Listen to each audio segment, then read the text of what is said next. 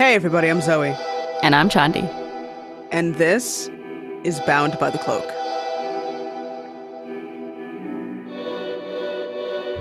Today on the podcast, we'll be talking about Schenectady, a city in upstate New York, just 15 miles away from the state capital, Albany. Schenectady is a small city with big secrets. Some shit has gone down in Schenectady, New York over the years.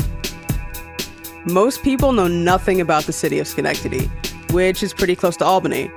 And for a small city in New York State, they've had a lot of issues. Most of these issues involve police corruption and scandal that have to do with politics, ethical issues, drugs, sex work, and even the suicide of a police officer. The police department has even been the focus of a federal investigation. You may have heard of the 2012 film The Place Beyond the Pines, starring Ryan Gosling, Bradley Cooper, and Eva Mendes. That film was loosely based on the city of Schenectady.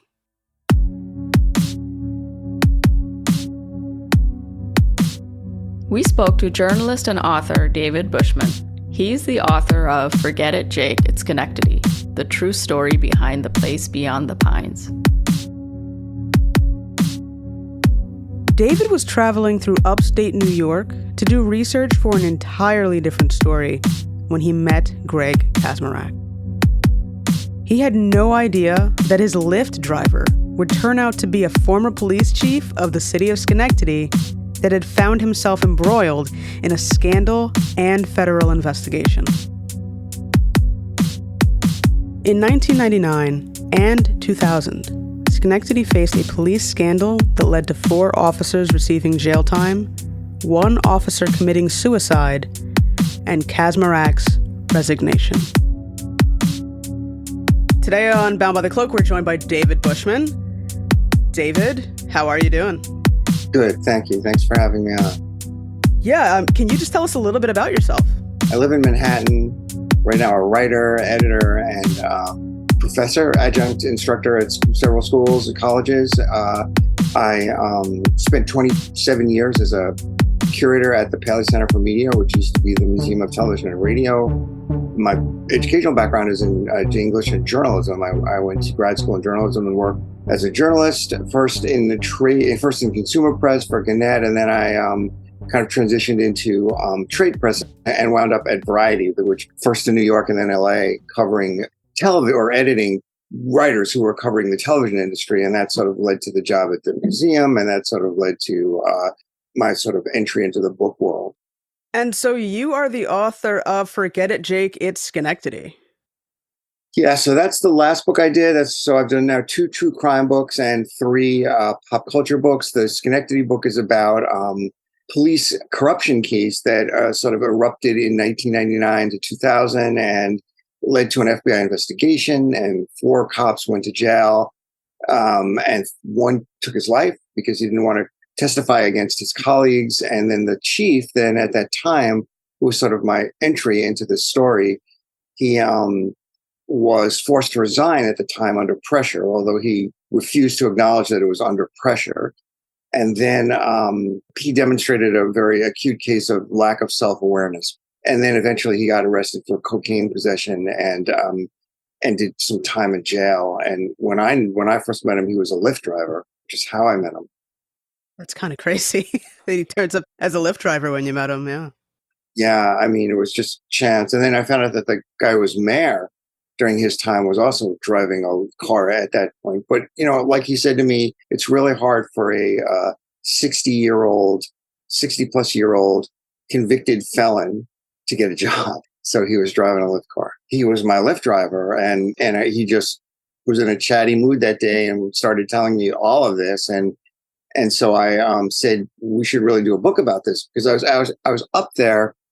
He was driving me from in Albany from the train station to the airport where I was going to rent a car, and during that 20-minute ride, he just told me everything. And he said, you can Google me, which I did eventually. But he was, again, the reason that I got turned on to this story. And he was I think he expected a different book, more of a biography and more of a something that was more flattering to him, but he did eventually pass away before the book became published, and he did see a version of it.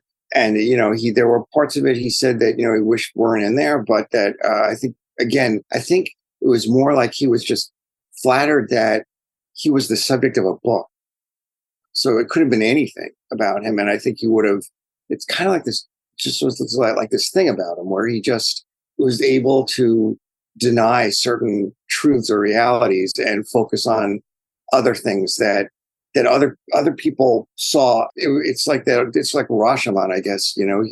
He saw everything involving himself one way, and most people seem to see it another way. Which I learned early on that all these stories that he was telling me about things that happened didn't really happen the way he saw them, and that was something that required me to go to other sources to verify, which totally changed the direction of the book and made it, I think, much more interesting and much grayer. In his eyes, everything that he did had a reason. And in other people's eyes, the only reason that there was to promote himself. It was kind of an interesting look at things, how things are perceived by certain people and people's ability to maybe trick themselves or fool themselves or convince themselves to believe something that is questionable. I wish I had that skill, actually, because, probably comes in handy every now and then. And so that police chief was Greg Kaczmarek. Kaczmarek, right. Like I said, he has he's very well known up in that area because his case where he got arrested and as part of a drug ring, which he really wasn't part of in a real literal sense. In the fall of 2008, Greg Kaczmarek and his wife were indicted on felony drug distribution charges. It was alleged that they had used coded messages with drug dealers in a narcotics distribution organization that supplied drugs from Long Island to the Capital District. The drug ring was headed by Kerry Kirkham, who the Kaczmareks were in frequent contact with. Greg had advised Kirkham on his drug dealing operations and had pleaded guilty to being in possession of cocaine with the intent to sell in early February of 2008. Kaczmarek was sentenced to 2 years in state prison. His wife Lisa served only 6 months. They were sentenced in early 2009. I'll tell you, they were getting drugs from somebody who was a friend of his, or really a friend more of, I guess it was the son of his wife, who was a known drug dealer. He was on a wiretap, and he was running a drug ring from Long Island to the Capital Region. And Greg had first, according to Greg had first gotten drugs from him when he was in pain from cancer, and he was smoking weed before it was legal to do so, but after he was a policeman, which we'll accept as true for now. But so then when they went to a Christmas party one year, somebody approached them and said, "Do you want to try some cocaine?" And they foolishly said yes. And that led to them, wanting more. And then who were they going to get it from? They were going to get it from the same guy whose name was Slim. They called him Slim because he was so skinny, but his name was Kerry Kirkham. And they knew him. And so they got it from him. And unbeknownst to them, he was on a wiretap. I think what they even acknowledged was that Greg's wife, Lisa, they got charged as being part of this distribution ring. And as far as I could tell, the extent of that was that, like Lisa was, this is what they claimed anyway, was that Lisa, if she was working at a restaurant. If she went into the restaurant, they all knew that she had connections with Kerry, Slim. So they would say to her, "Do you have anything?" And she would sell like within her circle of familiar people. And so she was technically selling. But I think some of the stories that covered it at the time sort of left the impression that he was a bigger part of the ring than he actually was. What brought you to Schenectady? And also, how much did you know about the city before getting into that Lyft? So it was really the Lyft ride that brought this to my attention. And I knew nothing literally about Schenectady.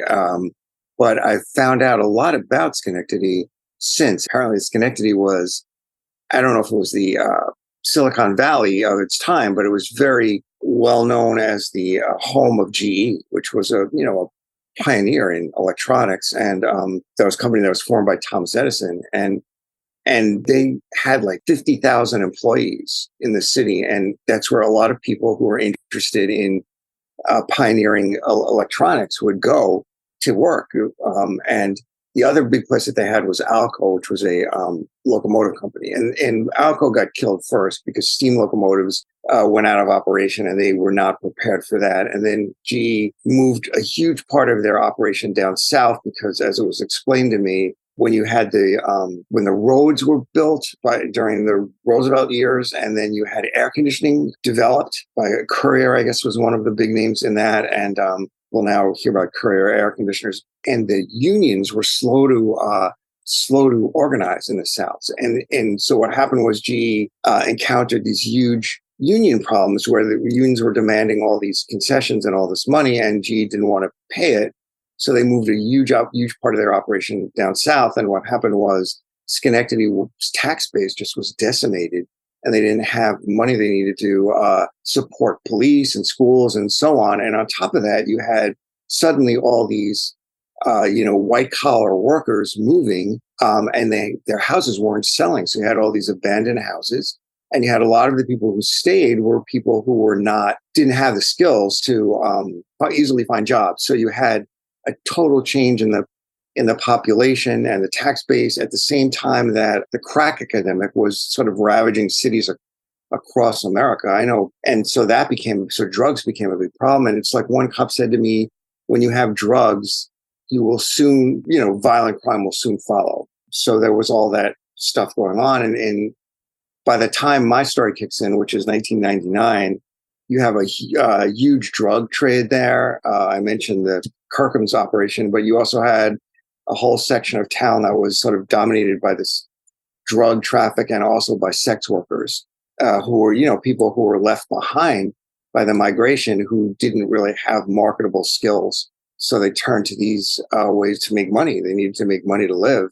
So it was a very difficult time in the history of the city. What was Kaczmarek like? What was his personality like? Well, I think the sort of defining trait was this sort of lack of self-awareness. He saw everything in a way that he was either the hero or the victim, I think. But he was very gregarious. He was not very reliable as a narrator. He was, he was a friendly guy, and a lot of people liked him on the basis of his personality. He was just a very friendly, warm person. And I don't mean to imply that Greg didn't have some very endearing traits. I mean, one story that I can tell you is that, this guy wrote me after the book came out, somebody who got involved in politics in Schenectady, and he said, he couldn't believe the mess that he got involved in. And it was during either it was during this time or he knew of this time or whatever. And he said, but I just want to mention that Greg was my son's Little League coach, and he was the best coach that he ever had. Greg Kaczmarek was chief of police in Schenectady from 1996 to 2002. Although his tenure as chief was short, it's a period of time that has cemented itself in the long and somewhat troubled history of Schenectady, New York. Kaczmarek was appointed chief by Mayor Albert Jasinski shortly after he himself took office. Kaczmarek being appointed to chief caused quite a stir at the time due to the ongoing rumors that he had used illicit drugs in the past. These rumors, according to Kaczmarek, dated back to 1980. In an effort to address the issue, he called news reporters to his office and denied the rumors. And Jasinski followed through with Kaczmarek's appointment. Now that he was appointed chief, Kaczmarek was tasked with reducing crime, making sure the department didn't go over budget, and lowering the number of complaints the department received. This was exactly what Greg Kaczmarek intended to do. And I think he really did care about people, but one of his fatal flaws was that he was again, very self-promotional. And what happened in the police department, as I interpret it, was that they were making a lot of arrests. Arrests were going up. The budget was he was meeting budget expectations, which was important. He was facing a hostile city council, which was made up predominantly of Democrats. He was a Republican and the mayor was Republican. So he was in his mind doing his job. And that meant turning his eye away from things that were going on in the department that were very dangerous and resulted, I think, of the lack of supervision, I think, was in some way responsible for it. Not just a lack of supervision either. If you talk to certain people in the department who were not fans of his, he was actually encouraging it because it was resulting in an increase in arrests and without budget requirements that forced him to ask for more money. So they were looking at him and saying, or he was looking at himself and saying, arrests are going up. I mean, I asked him to rate his tenure as chief, during which there was an FBI investigation. 4 cops went to jail. 1 committed suicide. He himself was forced to resign, and he gave himself a B. And then later he said to me, I've been thinking about it, and I would give myself an even a higher grade. And it was for these reasons that I mentioned. And he said, I would have given myself a higher grade if not for the stuff that happened, but that was largely out of my control. And in fact, it was not out of his control. He acted as if it was out of his control, but that was because he chose not to upset things. So your Lyft ride was only 20 minutes. Yeah. But you had conversations with him after. So how well, did you get to really know Greg? Well, it's funny that you asked that, because he asked me, he knew he was toward the end of the book, he was very sick, and he knew he was, going to die sooner rather than later. And he asked me if I would speak at his funeral. And I had to think about that. For one thing, it was, for me, somewhat of a professional ethics question. Like, I was not supposed to be his friend. I mean, I was writing a story that he was a central character in, and my background is in journalism. I'm not supposed to be his friend. I'm supposed to be an objective observer. And that was one issue. And the other issue is, how well did I know him? I feel like I got to know him pretty well, actually, but I spoke to him maybe, I'm going to say 10, 12 times on the phone. I saw him, I think, once or twice personally, in person. I mean, it's a great question, because how well do you ever get to know a person? I think I got a pretty good sense of who he was, but it's certainly not on a level that I felt comfortable speaking about him at his funeral. That was never something that I rejected that idea pretty quickly. But it was interesting that he asked me. It was really interesting that he asked me, because he knew, again, that this book was not going to be all flattering. And he said to me at one point, there are some things I wish, and Lisa, his wife, said the same thing. I wish there were some things that you didn't put in here, but it's your book. He kept saying to me, it's your book, it's your book, it's your book. And some of the people he told me to talk to were people who, didn't love him. And he sent me in their direction. So just, I guess, a contradictory man in some ways, but I think ultimately somebody who didn't really understand the way he was perceived by other people, but an endlessly fascinating man. In 1999, a federal investigation by the FBI rocked the Schenectady Police Department. 4 officers, Michael Seiler, Richard Barnett, Nicola Mazzara, and Michael Hamilton Jr., faced several charges ranging from drug distribution, extortion, racketeering, and drug possession. Kaczmarek had invited the feds to investigate the Schenectady Police Department. An informant claimed that 2 officers robbed him of money and drugs.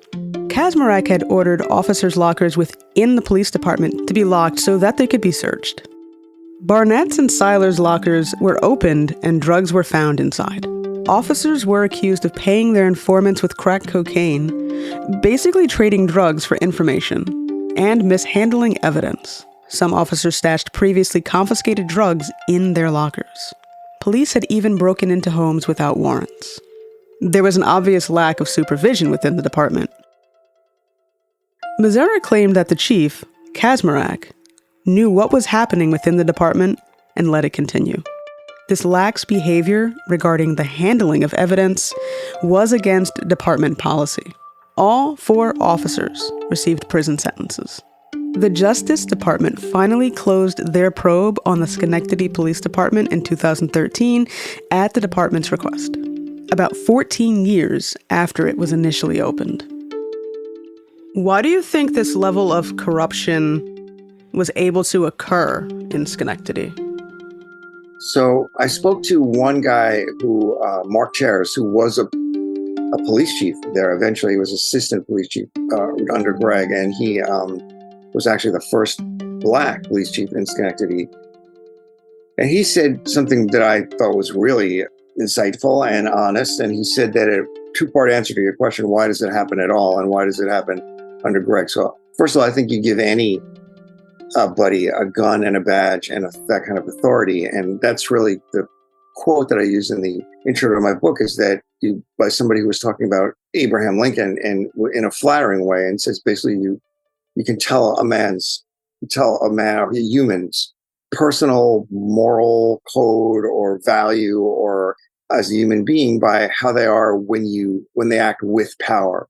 And I think that a lot of police, even some of those I talk to, they come from situations that when you talk about the thin blue line, it means one thing. It means that you don't cross that as a cop. You don't testify against other cops. But I think it also means that in some cases, you have people who could have gone either way. And the fact that they go with the law doesn't wipe out whatever situation they had coming up. So I think that we need to be better about screening for who our policemen are. That's number one. And number two, this guy, Mark Charis, said to me that there comes a time in every policeman's career where you have to make a decision about whether you'd rather do the job as you're supposed to do it, or whether you and be not rich and not be able to meet a lot of your financial needs, or whether you want to build that addition to your house, was the way he worded it. And some of them are going to make the right choice. And even in life, all of us are forced with,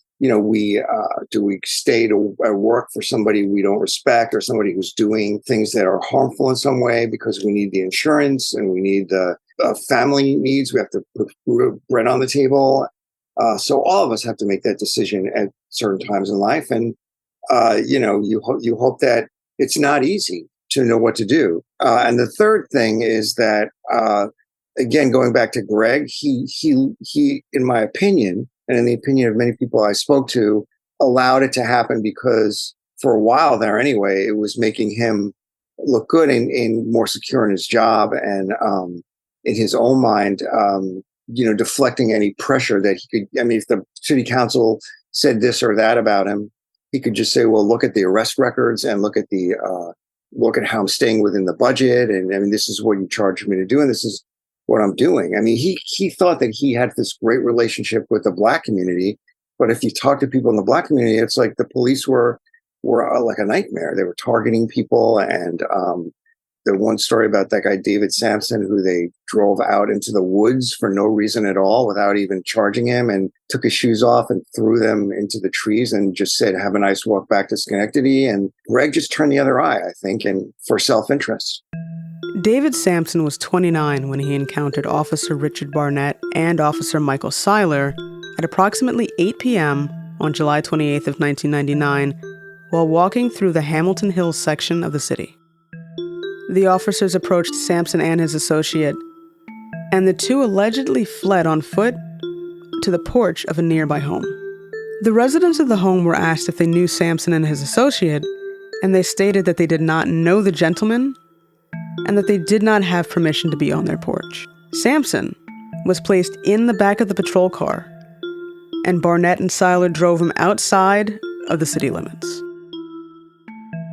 Sampson repeatedly asked where they were taking him, and he received no response. About 11 miles outside of the city, they stopped the car on a gravel road. Officer Barnett removed Sampson's boots and tossed them into the nearby trees. He then told Sampson to get out and have a nice walk back to Schenectady. The patrol car then sped off into the darkness, leaving Sampson alone, not knowing exactly where he was. Sampson was eventually helped by some locals who helped him get a taxi back to Schenectady. It turns out that Sampson had been driven out to the nearby town of Glenville. Officer Barnett later said things like, well, this is Schenectady where police do things differently. And he said that it was common practice for a lot of the midnight shifts to take intoxicated people out of the city. It was called relocation, and apparently several officers found it amusing. Besides encountering and speaking with Kaczmarek, what are some of your motivations for writing about Schenectady, a town that you, like you said, you really had no information about prior? I sort of see myself as a storyteller, and I'm always drawn to compelling stories and the human aspects of them. And certainly, this seemed to be a very high stakes. If one member of the police force committed suicide, this seemed to be something with certainly high stakes emotionally. And, that's really my goal as a writer, is to move people emotionally and intellectually, to make them think and to make them feel. That's really my goal. So I'm attracted to any story that will do that, and so that's number one. And seemed to be dramatically compelling enough to do that. And I wanted to get to know the people involved and who they were and why they made the decisions that they made. So I would say Schenectady was actually a very small part of what attracted me to it. And then, as I got deeper and deeper into it, it just became more fascinating because there were so many different versions, so many different branches to go off to. That's when really Schenectady became really fascinating to me, and I wanted to learn more about it. And then there were these whole other aspects. This story about Willie Marhafer, the officer who did commit suicide. Willie Marhafer was a 30-year-old police officer in Schenectady. He had wanted to be a police officer for nearly his whole entire life. He was a 7-year veteran with the Schenectady Police Department, and he was married with a 1-year-old son. So here's what happened with Officer Marhafer. Officer Hamilton had provided info that some drug dealers in the Hamilton Hills section of the city were in possession of an illegal firearm. Officer Marhafer and Officer Zelezniak had conducted an illegal search of the residence in question in the Hamilton Hill section of the city. They entered the home without obtaining a warrant. They did find a semi-automatic weapon, but it wasn't out in the open, which would have been required for the charges and arrests. Instead, the weapon was found stashed in a cabinet. However, in the report that was written and signed, the officers stated that the gun was found in plain view. The report led to the convictions of the 2 residents at the home. The issue is that Marhafer and Zelezniak lied under oath. Now, the FBI had no plans of going after Marhafer, but they had wanted him to testify against other officers within the department. It didn't seem like the district attorney would be going after Marhafer either. He was under serious pressure from the department and the union to not cooperate. Officer Marhafer and Officer Zelezniak were being investigated by the district attorney's office. Marhafer seemed to be aware that what he had done was wrong and was cooperating with the FBI. Cooperating would allow Marhafer to avoid a criminal record. The state had wanted Willie Marhafer to testify against 2 other officers who hadn't yet been charged, and he didn't want to drag anyone else into the investigation. This is when things kind of took a turn for Marhafer. Marhafer had been on an indefinite administrative leave at the request of the FBI. He wasn't allowed to be on patrol, but he could still visit the station when he wanted to. Marhafer didn't feel safe testifying or being a part of the investigation. He feared for the safety of himself and, of course, his family. Marhafer was also being treated at a nearby hospital for severe depression, which seemed like it was getting better, but the issue is law enforcement is twice as likely to commit suicide than civilians. So special care should have been taken with Officer Marhafer in regard to his mental health. Officer Marhafer went into Saratoga Hospital on October 1st of 2001 for severe depression. He was released on October 5th, and on October 6th, he took his own life.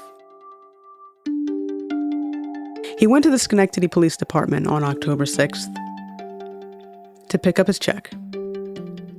Usually, the check is picked up from the desk sergeant, but Marhafer was told to go see Chief Kaczmarek to pick up his check. No one knows what was said between Marhafer and Kaczmarek, but afterwards, Officer Marhafer went to go deposit his check. He then came back to the police department, went downstairs into the locker room, and he took his own life. Just one day after being released from the hospital for severe depression. I was contacted amazingly by his brother-in-law, and I thought he was going to start screaming at me. And instead, Roy Ryan, was so kind and told me something I didn't know. I'm so glad that he reached out, that the Marhafer family was extremely angry at Greg for a few reasons. So that led down another path. And there were just, the deeper I got into it, the more the story, what started as a story about Greg Kaczmarek, branched off into all these other different, the story of the city, the story of the city politics, the story of Willie. I got to talk to 3 of the 4 policemen who were arrested, and they had their own stories to tell. There was a whole story of the history of the police department, which is very, very sordid.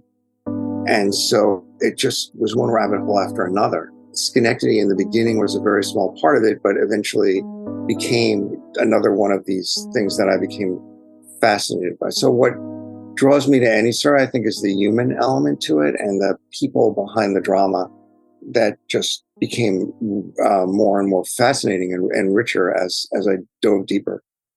When you had the chance to speak to others for the book, what was their impression of Kaczmarek and his version of events? Well, there were some people who who were close to Greg, and to this day are huge admirers of him. One of the most amazing stories is this guy, Kevin Lewebrand, who was an attorney who brought so many lawsuits against the police department when Greg was there, and wound up speaking at his funeral, delivering the eulogy, became very much an admirer of Greg's. And so there were people along those lines. What Kevin admired about Greg was his marriage, the fact that he was deeply devoted to his wife. It was actually his 3rd marriage, but that he was deeply devoted to his wife and his family, and that he was a good friend, and that somebody who you could turn to for support. What I loved about his speech particularly was that he said, finally that Greg taught us how to go out, which meaning how to die with some grace. And I mean, Greg became a very, very religious Catholic. And I think that helped him a lot toward the end. And so Kevin had a tremendous amount of respect for Greg, which surprised me. He also felt that Greg was upfront with him about things while they were battling. And Greg had other friends too, who thought he was a good man, who basically had the best interests of the department in mind, and was a good friend. And but then there were many people who felt that he was self-aggrandizing and very political, and also very self-absorbed to the point that he was willing to either encourage or look the other way when things happened that were detrimental to the community and to individuals on the police force. And that's the whole Willie Marhafer story. Willie Marhafer, the policeman who committed suicide, got in trouble because he was tipped off by Mike Hamilton, who was one of what Greg called the super cops. He was one of the guys who went to jail. And Mike Hamilton was a patrol lieutenant. And a lot of these guys under Mike were making a lot of arrests. Mike got the Chief's Award, and he was called a super cop and part of the dynamic duo, and just had an amazing record. And it turned out that in the end that a lot of these arrests were illegal, but Willie wanted to be Mike Hamilton. And so if Mike was cutting all these corners, then Willie was going to cut them too. Now, Roy said to me, I'm not a fool. I'm not blind. I know that Willie cut corners, but I don't think and I don't hope that he did it to the extent that Mike Hamilton did. But Willie left one award, one of these Chiefs Award dinners, where it was the highest award in the department, where Mike Hamilton and the other super cop, the other member of the NAM, Nick Sarah, got the award that year. And as they were walking out, Willie turned to his brother-in-law, Roy, and said, I want that award. I want to win that award. So what happened, Willie got in trouble because Mike Hamilton had tipped him off to a situation, a house, I think in Hamilton Hill, some part of Schenectady, where supposedly there was an illegal weapon. And so Willie and his partner went to the house and they couldn't find the gun. They didn't have a search warrant, so they couldn't search the house. So the gun had to be in plain eyesight without a search. And it wasn't. But they searched anyway without a warrant.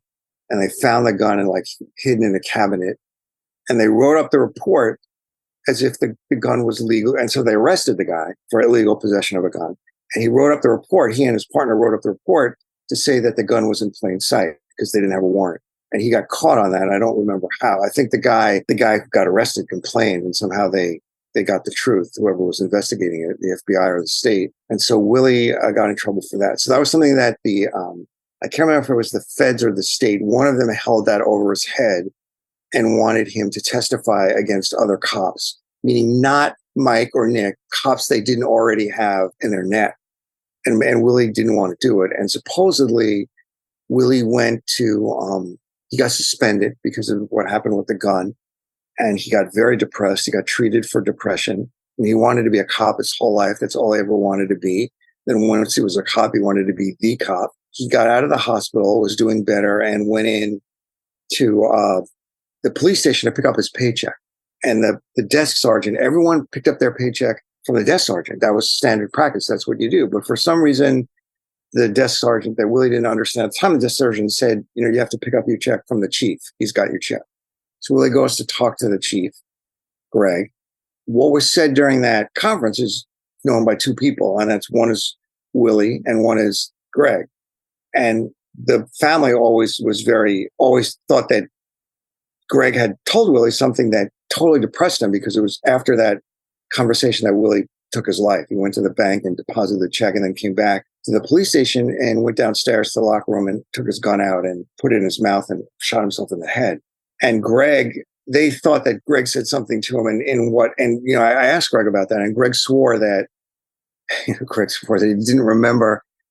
This is what I mean about Greg, that he didn't remember talking to Willie that day. He said, the only time I saw Willie that day was when after I heard the shot and I ran downstairs. And he said, I ran downstairs, and Greg used to be a nurse. I tried to resuscitate him. I did everything I could.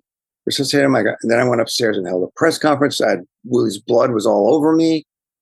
Several people said to me there was no blood on Kaczmarek at that press conference, despite what he said. And so Greg insisted that there was. So somebody sent me a video of it. And sure enough, there's no blood on it. And so I go back to Greg, and Greg says, well, that's the way I remember it, that there was blood on me. So, but my point being that Willie, to answer your question, the Marhafer family thought, and I think this is pretty much true, that Greg encouraged the kind of behavior that Willie was trying to emulate. And it was because it led to these things, all these arrests, and it made the department look good, and therefore he looked good, even though they were not legal.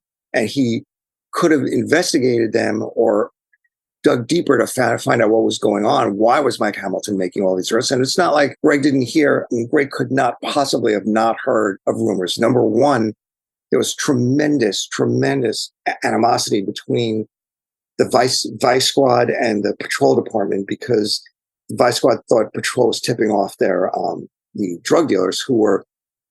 Vice wanted to arrest them, but patrol used them as criminal informants. But anyway, Willie had to know there were at least rumors that Hamilton and Becerra and these other guys, Rick Barnett and Mike Seiler, were doing things that were illegal, and Greg never investigated. So that's what they thought of Greg, that he encouraged, by lack of intervention, encouraged illegal behavior because it made him look like a good police chief. And he thought he was going to get away with it, and he didn't. And the fact that he didn't had a huge impact on the lives of other people. To say we haven't even talked about, say nothing about what the impact of, like, what about that guy with the gun? He was illegally arrested. So there were stories of cops throwing drugs into, like planting drugs and things like that. So it wasn't just police who were affected by this. It was residents of Schenectady who were being largely people of color who were being affected by all this as well. Yeah, I mean, because drugs were even found in their lockers, right? There were 2 lockers Yeah, in so particular that were searched. yeah, they were confiscating drugs and holding on to them in order to make these. They were giving drugs to confidential informants for information. Some of them were giving drugs to sex workers for sex. So they were holding on to drugs instead of turning them into the evidence room. So obviously, police corruption is an issue all over the country. And that's another reason why this story is timely. I mean, I think, the question is, what do we do about it? It's been going on for so long and it's so prevalent. Not to say, of course, again, that not most cops are, I mean, I don't know, but I'll take their word for it that most cops are upstanding citizens who uphold the law. But there is enough of it that we have failed as a country, I think, to adequately address the problem. And I don't see us really doing, I don't know. I mean, even when we did things like video cameras, they would put I mean, they found ways around that, I guess, although I don't know. I don't know. It seems like if you look, I was helping a high school student with a paper on this, and she was telling me that, like, in countries like in the Nordic countries, like, police don't even carry guns. There are countries like that. And I don't know why our country is so different. I couldn't even imagine a police force without guns here, but maybe it is part of the answer. I don't know. But whatever it is, I think we need to do something radical about it. Otherwise, these sort of mini steps, little baby steps, don't really seem to be working. It seems like people have different views about Kaczmarek. Some people really admired him and some people really kind of like hated his guts. So it seems like it's a mixed bag. That's right. That's what it is. I mean, you would find people who feel like he was a good friend, a good father, and a good husband, and a good cop. And then you'll find people who, know him only on a professional level. I didn't speak to anyone who knew Greg strictly on a personal level and didn't like him. But I did speak to many, and many people, some of whom went to jail because, and some of whom lost family members who thought that he was very much just only out for himself, very bad for the department. And I think it's, I think the predominant, like when I talked to I heard from somebody who connected me to the current police chief in Schenectady, Eric Clifford. And again, I thought that he was going to like chew me out, but he was very nice. And he said to me, I want to make sure that people understand that this is not about, I mean, he said, this is our history. We have to embrace it. We have to accept it.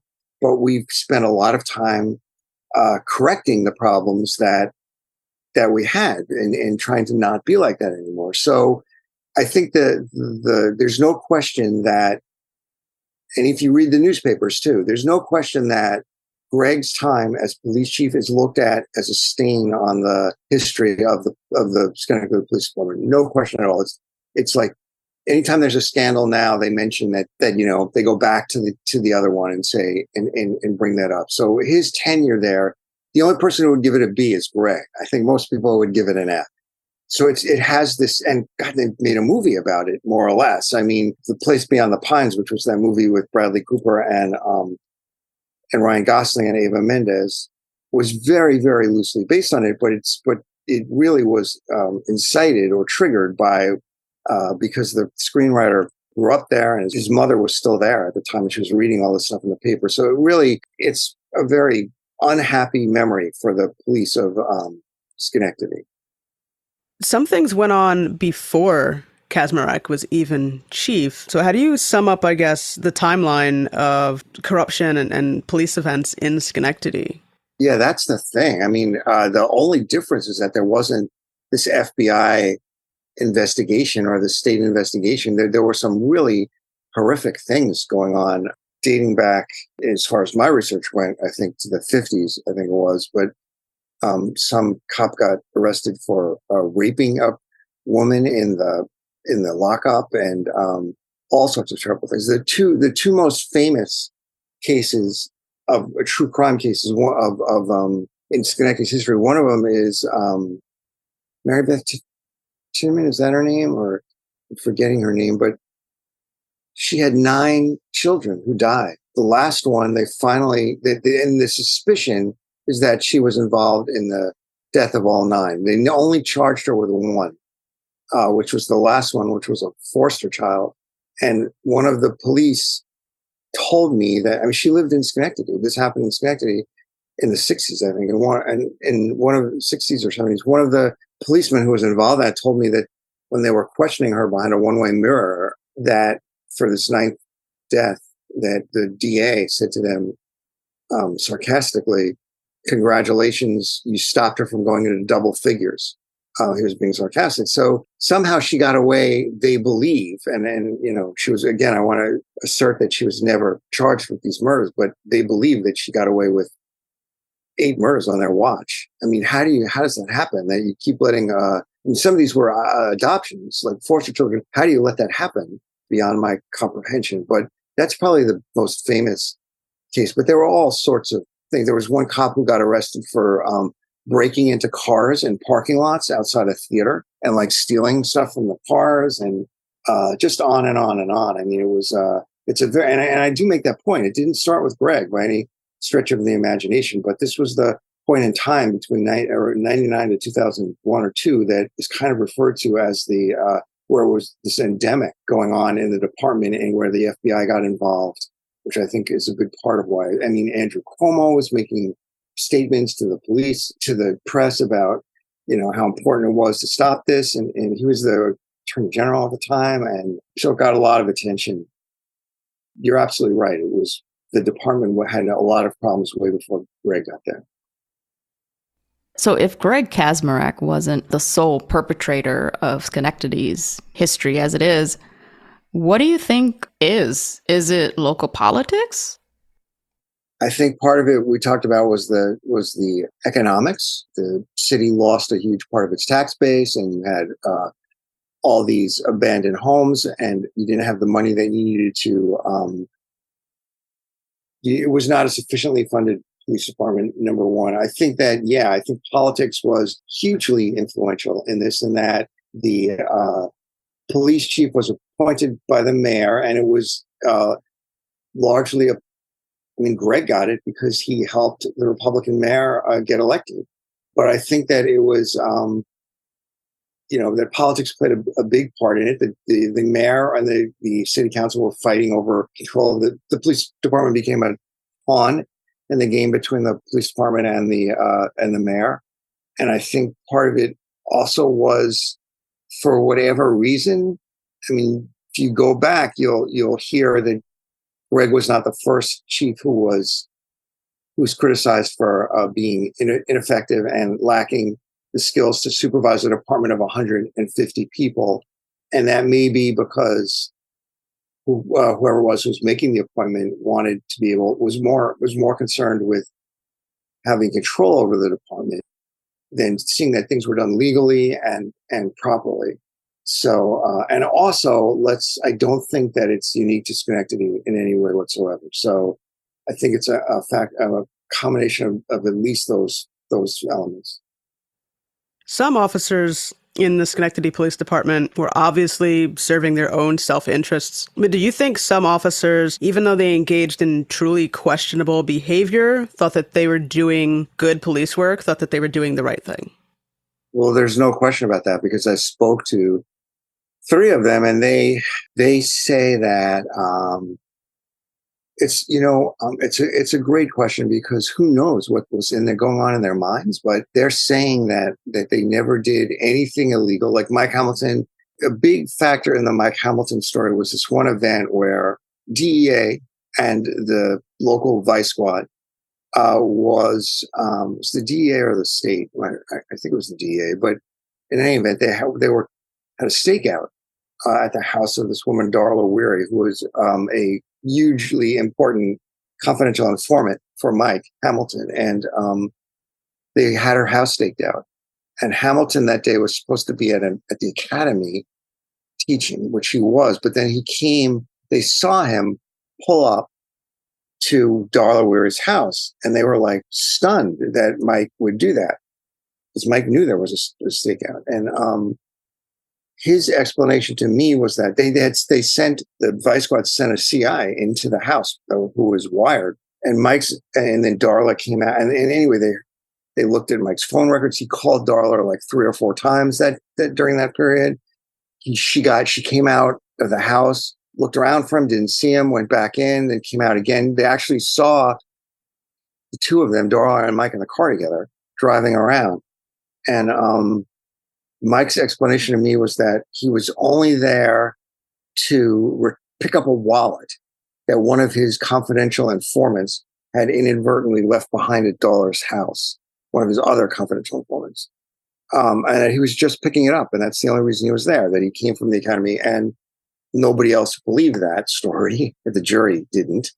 Mike and Nick Becerra swore to me that they did not do anything illegal, swore to me. And Rick Barnett, who was the third policeman I talked to, was a little bit more, he was a little bit more willing to say that he had done things that were questionable. But there's no question in my mind that they thought that either they think that. The question in my mind is, do they think that, or have they convinced themselves that they think that, or are they just lying? Yeah, it's kind of like that phrase, if you lie to yourself long enough, you start to believe it. Yeah, I think it's pretty amazing, isn't it? I mean, it's pretty phenomenal, I'd say. What do you think fuels the blue wall of silence? So in the police, have just fostered this it's kind of, what it's like. I was talking to this guy. I'm researching a book on somebody who's doing a jail term on. It's funny. He's doing a jail sentence on for murder, which he says he didn't commit, and there's a lot of evidence to support that. And I read his initial statement to police when he was picked up, and I said, why didn't you? This is not a very good interview for him. And I said, why didn't you say this, or why didn't you say that, or why? And he said, he was a member of a gang. He was trying to get out of the gang at the time, but he said, I said, were you trying to protect somebody? And he said, I was trying to protect myself. There's like a rule among gangs that you don't cooperate with police. Apparently, even if your own safety is in jeopardy, you just don't, because they'll come at you.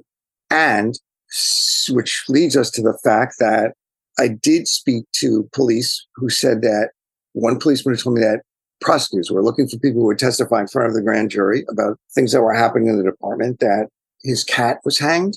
He found his cat hanged. Rick Barnett, who did go to jail at one point when there were rumors that he was going to testify in front of the grand jury, he didn't. But that the wheels on his car were tampered with. And so all kinds of things like that. I think, for one thing, people are afraid to, I think the union sort of circle the wagons, and you have to be careful for your safety. I think there's also a code of ethics, that you don't do that. And the people who did, one of them told me he was followed by one of the cops who were being indicted, who was looking for evidence that the cop drove drunk or something that they could be used against them. So think about it. Suddenly your life is under a microscope, and you have to be really careful. Have I done anything in the past that is going to, fear is a big factor. Yeah. And possibly organized crime and the mob too. Yeah. If you're in bed with the wrong people, then yeah, you could expect fear from them as well. It has been the case. Yes. There have been, yeah. I mean, that's another part of the story that was really interesting. There was the role of gambling and organized crime in Schenectady, and how some police had been compromised and were, this goes back into the 50s, and were getting paid money to give them information about pending vice raids and so on. So, David, how has Schenectady changed in the past 15 years or so? Have you been to Schenectady since you wrote the book? How differently do you see it now? I don't have much interaction with Schenectady at all. I've been there just twice since. The first time, 3 times actually. The first time was a drive around that I wanted to look at certain sites so that I could have them in my mind. So Like I looked at the police station and Greg's house, and there's this bar that was frequently by police near the police station that figured in one of the stories. So I did that. It was just a drive around. When I met Greg, it was actually the first time I met him was the second time after the Lyft drive was in Rensselaer, not Schenectady. And then another time I went there, Lisa had alerted me to the fact that Greg was basically dying. And so I went to visit him in his house, and he was like barely conscious. So I never really got out of his house. And the third time was for his funeral. So I've really only been there 3 times, and it's not really a story about, I don't really go into Schenectady post this time other than to say the FBI eventually closed the investigation. But it's really about a period, the story is really about a period in time, and whatever lessons we can take from that to apply to the future, great. But it would have been another story to talk about Schenectady now. Thank you so much for talking to us about the book, your writing, and your experiences with Greg Kaczmarek. It's a great book, by the way. We both read it. We love the book. Thank you. Thank you very much. It really is great. Thanks. Yeah. Thank you, David. Thank you so much. Thanks. We'd like to thank David Bushman for joining us on today's podcast. You've only heard a little bit about what happened in Schenectady.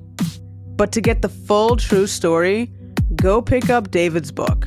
Forget it, Jake. It's Schenectady, the true story behind the place beyond the pines. You can find it on Amazon, at Barnes & Noble, or wherever books are sold. Don't forget the movie The Place Beyond the Pines is also based on Schenectady, so that's streaming on Amazon Prime, Hulu. You can even watch it on Starz. You should really see it. It's a good movie. We'll have links to David's book on our website in the show notes, so go check that out. Make sure to like and subscribe. And if you're not following us on social media, we're on Instagram, TikTok, or X. And if you like what you hear, tell your friends, tell everybody. Well, thanks for joining us for another episode of Bound by the Cloak. We'll be back with another episode in 2 weeks. Until then. Peace.